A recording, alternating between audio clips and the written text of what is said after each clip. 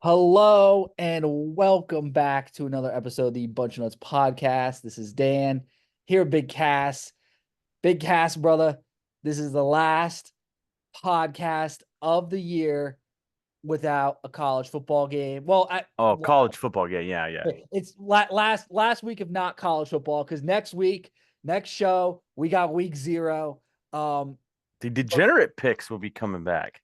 We're back. I got some. I've been it's tough because I've been kind of looking at the slate and it's only 4 games, and I'm like, I gotta use my head here. Yeah. I wanna go with some heart picks, but more importantly, we have a quarterback, number 18, William Howard, Billy Football, Bill or Howard. William Pigskin. I don't know what you want to call him. Will Uh, Howard. I'm psyched. I mean, I don't think it was a question. It was just more of a when. Cass, you sent me about 4 or 5 graphics this week of Will Howard. And you were like, which one works better for QB1? Like, and I gotta give you all the credit. Like you were on it. You knew it was Will Howard. I knew it was Will Howard, but it I'm it psyched. We got a it's quarterback. it's just the the gut feeling, the thought when I went to practice, Will Howard taking all the number one reps, coming in December, after the Cotton Bowl, you know, signing that NIL deal.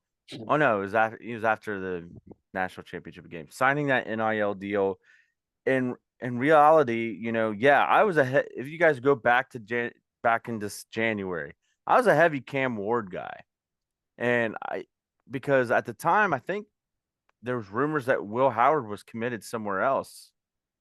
Yeah, I no, forget. I think where was it? It might have been like Notre Dame. Was Yeah, it? and then when Riley Leonard committed, Will Howard opened back up.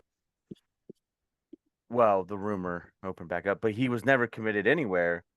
And then when he signed with the Buckeyes, I was really excited because I looked at his tape, and yeah, there was moments, and there's still moments where you look, okay, is he really the guy? And then he came in spring, he looked okayish, but you still had that feeling that he was going to be the starter. And then this fall, I see him at the I think what really when made me really think he was going to be starter was at the Cardale Jones Celebrity Softball game. The way Yeah, he just compelled himself, the way he just embraced everything. That's when I, in my head, gut knew he was going to be the starting quarterback. just the way he carried himself too, I feel like, and like you were obviously there, but you sent me all the pictures and stuff. Just how the guys kind of rallied around him, even the alumni, how they put him in the German beer outfit and stuff, and how he was just having a good time. He seems like a cool guy. He seems relaxed. Cass, what are realistic expectations for Will Howard this year? Well, you go back to you listen to when he came in spring, compare it to the last time he talked a week or so ago, and the way his mentality is, say, hey, I don't have to play hero ball, knowing that I have guys around me to facilitate. All I have to do is get them the ball. Yeah. And then you watch a little bit of his tape and look, this dude's going to get a first down when we need it on 3rd and 1. If nothing's there, this guy is going to run the football. And, when we need it, he does he have the best arm on the team? No, that's Julian saying No. by far. Um, but consistency, the way he leads his football team, I mean, the way he compels himself, the way he talks, and just the way the coaches have raved about him just taking command. Now, obviously, we got to see it in 2 weeks against Akron, but the real expectation is he doesn't need to be invited to New York No. to win a national championship. Craig Krenzel, 12 touchdowns, 5 interceptions, won a national championship in Will Howard's 2002. gonna do better than that though in this. JT, yeah, yeah. JT Barrett, until he got hurt, took us basically. I mean, we were still, what, he got hurt when we were up by 7. And then Zeke, And then what? No, I think was Zeke, Darren Lee got a fumble for a or touchdown. yeah, something like that. Yeah, a Zeke. I think it was Darren Lee touchdown and then a Zeke run. Yeah. Yeah, but no, I know what you're saying, bro. I think with Will Howard, I think his comp is JT Barrett. Yeah. Like a player like that, I just want to get out there. Realistically, I'm not expecting him to be an elite passer like right away. I think when it comes down to it, I know this is kind of a hot take, but McCord was much better thrower than Will Howard will probably ever be. But A little bit stronger arm, yeah. Will Howard, I think, has the intangibles, and he can get he obviously has the legs. And then Chip Kelly offense, when you combine that with Judkins and Trey in the backfield, that's deadly. And And that, with the Mecca probably getting the ball out of the backfield as too, as what we've been hearing. and I think he's gonna, I think too he might not be the best passer, and there I think there will absolutely be 1 to 2 throws a game where we're all scratching our heads. We're gonna want to pull our hair out. But we did the same thing with JT Barrett. We love JT. JT was a great, all-time greats. But I think there will be 1 or 2 throws a game where we're like, Will, what was that? What we're going to see out of Will Howard is 2016 versus Michigan. We need a yard. Yep, JT Barrett gets the first down. Next play, Samuel cuts back. Rest is history. Now, I think this offense will be better than 2016. I think absolutely. it'll be better than 2017. Um, I think this offense is going to resemble a little bit like 2014. Great, you got great receivers, but I think Jeremiah Smith will be the guy. He'll be the Devin Smith. Take the top off. You'll have Mecca, Brandon Lewis, Carnell Tate be the Michael Thomas, Evan Spencer, Corey Smith. You know what I mean. But obviously, we have better running backs. It's just it comes down to the offensive line, and I think this offensive line is going to be really good. And I think that's what's going to make Will Howard is will we at the end of the year will we be comparing JT Barrett and Will Howard seasons? Obviously, too, going to let's continue to talk about quarterbacks. Yeah, Devin Brown as of right now has been said QB2, but Julian Sands right there. And Ryan Day said in his press conference, he told all of them in his press conference that we're going to go with Will as the starting quarterback, but remember 2014, we may need all of you. And not meaning Will's going to get hurt. I think what he means is this is going to be a grind of a season, and we're going to need all of you, meaning saying Devin Brown, Will Howard. I mean, To, look, all your quarterbacks are so valuable. Even Aaron Nolan, like running scout team and stuff, that's gonna be so important in everything. Aaron Nolan's going to be Alex Orgy come November and come the end of November. He's gonna. Actually, that might be Lincoln. Lincoln Keenholz might be Alex Orgy by then. Yeah, no, I mean, I really like Will Howard. I love what we're gonna be able to do with him. I do love his take though. Like, I just need to facilitate. I mean, that's what you really got to be. I think that was one of McCord's flaws last year. Was McCord was a pretty good passer, but not a good facilitator Here's the thing with McCord, because he and stared down Marv every play. here's the thing with, and it's not his skill set. He has great ball skills. Like McCord's going to be, I think he's going to be just fine at Syracuse. I actually bought. By the way, I did purchase on DHgate a Kyle McCord Syracuse jersey. I can't wait to support him. So I just want. I still ride with my guy, even though he's in the I ACC. just think Kyle McCord didn't have the mentality to what it means to be an Ohio State quarterback. Yes. That's what it is. It's not that he wasn't that great. He made some stupid mistakes, obviously, but he didn't want to make that mistake too. But he also didn't want to he didn't take a lot of chances either. Yes. So also Ryan Day's press conference talked about the offensive line, and it sounds like Tegra will probably win that right guard position, but the offensive line's been depleted because of an illness. And Ryan Day said that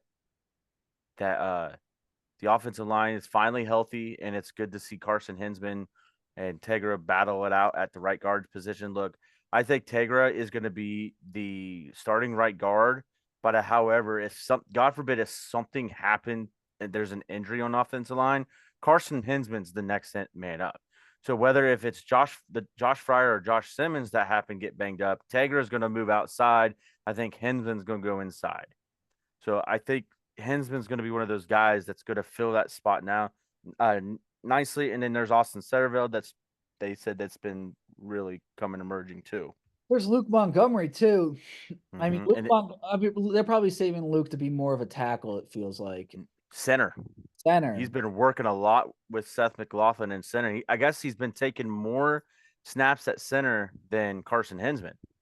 So it's interesting. So like, I'm just trying to figure out if something happens to Simmons or Fryer, who are our other tackles? Because George Fitzpatrick's been sick a lot. But he's been in Austin Setterfield, Zed Mikowski. I think that's how you say his name. And then the guy who just lost his black stripe, Ian Moore. I don't love the depth at tackle. I'm not gonna lie. No, that's why I think love it. I know he didn't. He kind of dodged this question at his press conference, but I really think that if a tackle goes down, Tegra is moving outside. I agree, because he's the only one with the body who can do it. And he's probably the most athletic offensive lineman too. Well, that and just the way he threw around Big Bertha. You even said last episode that he just like it was like effortless. I mean, I it does feel like they would put Tegra at guard, just maybe get him experience, and if an injury does happen, they ship him outside because that would make the most sense. Because Carson Hinsman's right there, like because I feel like Tegra, he's obviously not a Fryer or Simmons, but at least physically he could kind of compete at the same level, and then Hinsman versus Tegra, that you're kind of splitting hairs there. It feels like so. Put Hinsman at the guard spot and then move Tegra. Yeah, I like that. So Dan's about to get really excited, folks. Like, and he doesn't even know this yet, but listening to the press conference, the question was asked by Dave Biddle, who I love. Dave Biddle is one of the best out there. He is. No, he's great. I love Dave. Who are your kick returners? Ooh. Now, Dan he'll be excited, but he's not going to be like, oh, crap. He's not on there. So here's the list at punt returners. As of right now, Emeka Egbuka and Carnell Tate and TreVeyon Henderson I love Trey. Are your punt returners. And then kick returners is Mecca and Carnell. So let's look back. And he's raving about Kojo Antwi, about the way he's just really stepped up his game in the last few weeks and stuff like that. But this is where I think Dan's going to get excited. Why was Urban Meyer's special team so good? Because Urban was like running it. He was like he would like that was his unit. Yeah, but what type of players were on his special teams? Starters. Oh, okay. That's where Ryan Day went away, if you think about it. So he's going back to the Urban mentality. Wow. That's what I've been hearing. Because why else would you have TreVeyon Henderson, Carnell Tate, and Emeka Egbuka as your returners? And as long as TreVeyon can actually, catch the punt, that's my only one concern is his hands with catching the punts. If he can just field it, I think kickoff return. He's the perfect punt returner for the team. I mean, he's the one guy, and I'm not hoping for injuries. I'm just you obviously have to talk about this. If Ohio State were to lose TreVeyon, God forbid, on like a punt return or something, I think is a little more expendable just because we have Judkins than I think Emeka would be. Just because Emeka is our top receiver. And there's a lot of inexperience at wide receiver. And I just think being the punt returner kind of fits Trey's skill set. Like I see. It could kind of be like a Reggie Bush out there, maybe. Yeah, That's really exciting. I'd be so excited to see that, bro. yeah. So he talked about the wide receivers. Why we're on the talked about the wide receivers. He loves what Noah Rogers has brought. He loves what Kojo Antwi has kind of brought in. Um, did say that Jaden Ballard, he needs to see more out of Jaden Ballard. He's shown flashes, but Jaden Ballard has not stepped up, um, and been what he thought he could be. And he's raving at Mylan Graham. Mylan Graham rated out as a rated was one of the top players at there was so many champions this past Saturday at the scrimmage, and Mylan Graham was one of the ones that was ranked pretty high. So about the wide receivers, that sounds good to me because he was raving about Brandon Ennis. Like Brandon Ennis, sounds like Ennis has really secured that fourth spot. It's who the fifth and sixth guys are, and it sounds like Kojo and Rogers. I I'm just excited. I did see on the defensive side cast they were hyping up Arvell Reese. Yeah, he got MVP. Yeah, I love Arvell Reese, and Ryan Day has been kind of talking about Arvell Reese since I believe it was early May or early June, just as like an unsung hero. Um, I mean, he's a big body though. He's 6'4". You look at him next to Cody and like Sonny, he's like the same size as them, which is it's crazy because like those guys are massive. And then Noel said basically he's just picking up the defense. And they're feeling way more confident at him. And Arvell is just feeling really good at the mic, it looks like. This is a quote. He says, I feel like at Mike, I'm more free, like sideline to sideline, and I think like Mike a little bit more than Edge too. So like obviously he's gonna be playing Mike more most likely. I just think that's important for depth and everything. But Gabe also Powers too. yeah, the Gabe Powers, and Peyton Pierce. Peyton Pierce, I'm hearing really Dude, good things. I'm He rocking the mullet, man. he just looks the part. Like if you're gonna tell me, like Ohio linebacker, just like a kid from just like, your stereotypical Ohio, like kid from Ohio, it's Peyton Pierce, man. He's got the neck, he's got the like the thighs. He just Eh, screams like bread out of a corn. Him and Gabe Powers, man, like they just scream like. But my concern with Gabe Powers is he in the right scheme of defense? That's like he's definitely a Mike, but how many will linebackers do we actually have? We have CJ Hicks and Sonny Styles.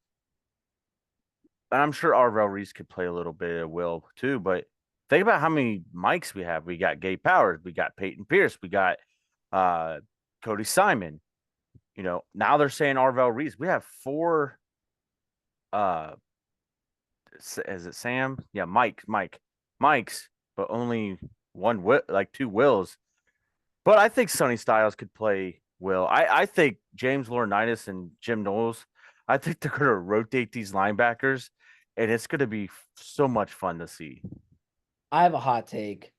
I think Cody Simon is gonna have one of the best linebacker seasons of in the past 10 years at Ohio State. I think he's gonna put and this is I'm not trying to diss Tommy, but compared to Tommy and Steele, I think we're gonna see something very special out of Cody. Especially if the rumor's true and he wears that block O.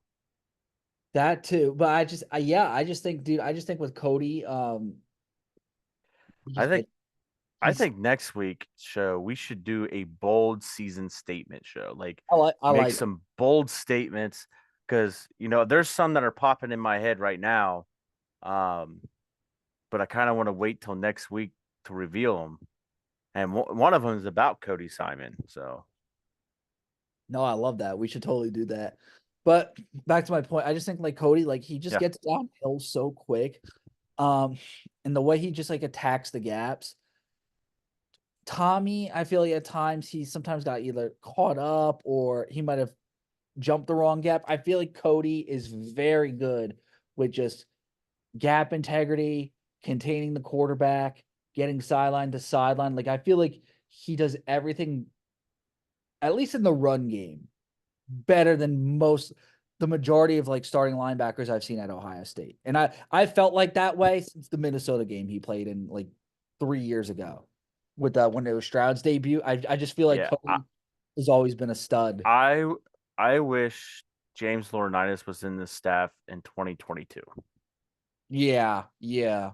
because I think as good as Steel Chambers and Tommy Eichenberg were, I feel like they would have been better. I agree. And it felt like too last year. I mean, they obviously had Steele, they had Tommy, but it really felt like the defense was a lot better when Cody was out there. And it was documented and we talked about it. If you turn on just literally example A, put on the Notre Dame game.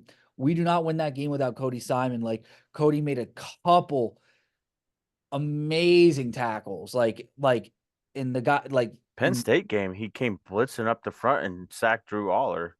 yeah, or like it was like that fourth down with Notre Dame quarterback Jesus. What was his name? Oh, Sam Hartman. Sam Hart, yeah, quarterback Jesus. And he like stopped him on that fourth down. Excuse me. And I just think too with CJ Hicks, like no offense to Steel Chambers, but like CJ Hicks is a real linebacker. Oh yeah. I Steel It's like like CJ is him and Tegra. It was all up here, I think. A lot of it was up in here. It's not that they weren't very skilled, like the skill sets and stuff, but I think a lot of it was inside their head. sometimes too, I feel like they got that's where I kind of blame the coaching staff at sometimes. Mm-hmm. You gotta let them just play. You Mm-hmm. stop It's like confusing. Michael Hall Jr. Why wasn't Michael Hall Jr. on the field a lot? Which Because is he missed his gaps and stuff. So and then they're like, oh, we're going to penalize you. No, put his ass out there. Like he's the best defensive tackle on the team. even like with Ty League and Michael Hall Jr. obviously in some hot water right now. Not great. The report. Uh, we'll obviously wait for more to come out on that. I hope it's not true. I'll say that. I hope, Doesn't look good. does not. Kind of shocking. I'm not gonna lie. I was very shocked to hear that from Michael Hall because never heard anything bad about him at Ohio State. Um, always an extremely hard worker. No really character issues out of high school or anything like that. So maybe it was a bad night. Maybe it's not as bad as it seems. Who knows? Um, I'm not going to jump to any conclusions because literally I don't know. It does not look good at all. And And like he's on the Browns right now. if it And is true, I love Michael Hall, but they gotta probably cut him if that's the yeah, truth. But yeah. happier news, JJ McCarthy's a bust. No, I'm I terrible. kind of feel bad, like because remember the week before Ohio State, he had some meniscus area concerns, and I'm not saying that they held something back on JJ McCarthy, but usually a meniscus doesn't take you out for a whole season. So there had to be something more to it. I agree. First of all, I want to get this out of the way. I am not rooting for JJ to get hurt or anything like that. I just make that very clear. He's a good guy, good kid. With that being said, though, I just despise JJ McCarthy and everything he stands for. We should. Yeah, so I can respect that. He's injured and like that sucks, but also bust. So when we're calling JJ McCarthy a bust, it's not because he's hurt. I want to throw this back in Michigan fans' face. Name one Michigan fan that likes JT Barrett. Yeah. No, it's Bob, our good friend Bob, maybe. I don't know. I think Bob is a secretly Ohio State fan. That's name just me. one Michigan fan that likes Braxton Miller. Or Justin Fields. Or yeah, no, exactly. No, it's so I sat down and I watched the one and only game. Like I made it a priority. Vikings Raiders. I had to see the JJ McCarthy start. And when he was playing against, like a real semi-professional defense, he was late on his throw, pick, wasn't great. And then the practice squad guys got out there. He's a practice squad merchant. Had 2 touchdown passes. The guys are wide open.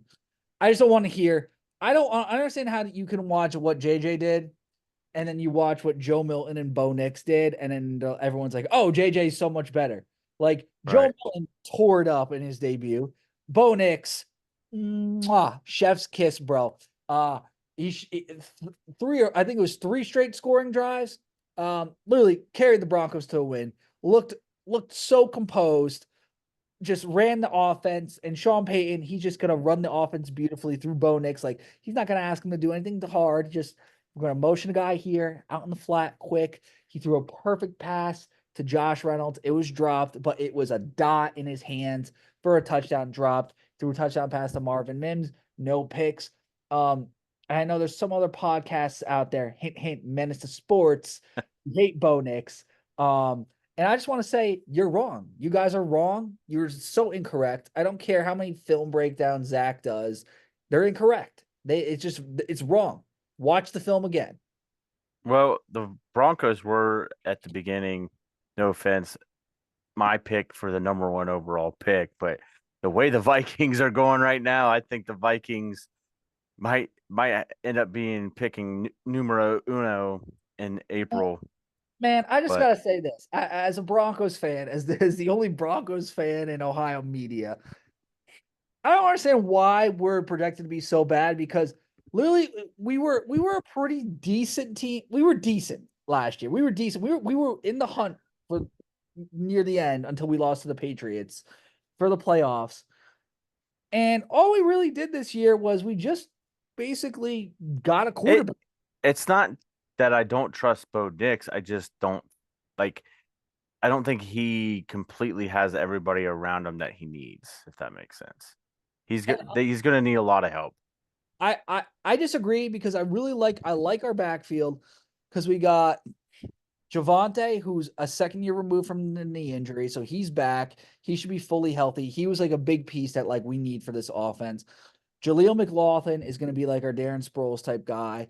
Audric Estime is our power back. We're gonna cut Samaje Perine because he doesn't do anything. The Bengals can take him back. All you. Um, we had our starting tight end Grant Dulcich We back. might need him because Chris Evans tore his Yeah, patella tendon. So we will trade you Samaj for a 7th round pick. Shake right not even a 7th round pick. here. We'll get something for him. I would take him to block for Burrow though. And then we got rid of Judy. Judy stunk. He was like he is an addition by subtraction. We're gonna play Marvin Mims, and we got Josh Reynolds, who's a lot more reliable than Judy. And then we got Troy Franklin, and our offensive line's pretty good. And our defense, it's just pesky. It's just basically Pat Surtain locking down your number 1, and then everyone else like Cooper, Browning. We got some good linebackers. We're pesky on defense. I like our team, and like the fact that Vegas, I'm ending my Broncos rant, but like the fact that Vegas has us only at 4.5 wins is ridiculous. I'm taking the over all day. I think we might be a playoff team. I know that sounds delusional, but that's my opinion. Cut that because in case something happens and you have to play it back for people. So we got 2 minutes. I need to talk about Josh Petty here. High State fans, Justin Fry needs fired. Blah blah blah. And whatever. So listen to this NIL deal. This is why Josh Petty did not come to Ohio State, folks. Josh Petty took a $2 million NIL on top of $800 a year deal, plus an extra $25,000 in incentives under the table for the next 3 or 4 years. So initially, if he plays 3 years, $800K a year for 3 years, plus another $2 million, there ain't no way Ohio State was matching that. No. And I'll defend Fry here a little bit too. It's like, he might not get every recruit, but I feel like the line has been solid. I feel like It's going to be really good this year. And the play's been good, and I feel like he's maximizing. Bill Kurlick said it best the other day on Bucknuts Morning 5. When come Iowa game, this offensive line playing very, very well. and they go in, say if they go in, beat Oregon, and the offensive line's playing really well, you know how many guys might flip to Ohio State? You know how many guys that might enter the portal that Ohio State will get? What some of these guys want to see is how, because this is year 3 of Justin Fry, right? Yeah. He took over. He had Paris Campbell, looked pretty good. Develop. Last Let's see. yeah, last year he had to he had two new he only had 2 starters on his offense, and he had to uh build that up. I think this is the make or break year. If this offensive line is really good, I think Fry's going to start cooking in the recruiting trail. I agree, Cass. That's all we got. So next week is week 0. We're gonna hype all that up. Thank you so much for listening to another episode of the Bunch of Nuts podcast. And as always, go Bucks.